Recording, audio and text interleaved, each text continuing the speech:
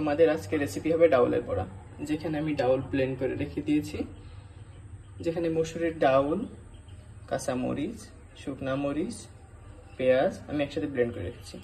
এবার চুলা আগুন জ্বেলে দিলাম, কড়াইটা বসিয়ে ভালোভাবে তাতিয়ে নিব। কড়াই তেতে গেলে পরিমাণ মতো তেল দিয়ে দিব।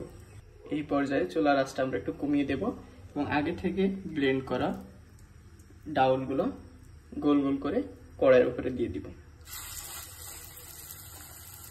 দিয়ে এভাবে চেপে দিবেন যেন বড়াগুলো দেখতে সুন্দর লাগে এবং গোল গোল হয়, তাহলে ভাজিও সুন্দর হবে, খেতে অনেক মজা লাগবে।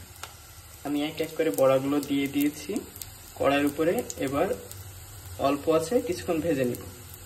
বড়াগুলোর এক পাশ ভাজা হয়ে গেলে আমরা আস্তে করে বড়াটা উল্টে আরেক পাশ দিয়ে দিব, যেন দুই পাশই ভালোভাবে হতে পারে।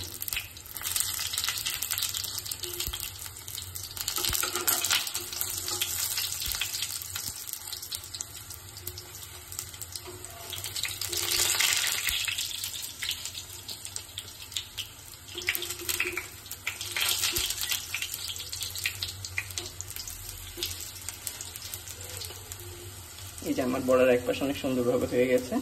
এবার আমি অন্য পাশও ভালোভাবে ভেজে নিব। এই পর্যায়ে দেখতে পাচ্ছেন যে আমার বড়াগুলো কি সুন্দর ভাজা হয়ে গেছে। আর একটু অল্প আছে কিছুক্ষণ ভেজে আমি বড়াগুলো উঠিয়ে ফেলবো, তাহলে হয়ে যাবে আমার সুস্বাদু মসুরি ডাউলের বড়া। আমার বড়া ভাজাগুলো তো শেষ, এবার আমি এগুলো উঠিয়ে নিব। এই যে দেখতে পাচ্ছেন বিকালের নাস্তার জন্য তৈরি হয়ে গেল আমার সুস্বাদু ডাউলের বড়া। Thanks for watching.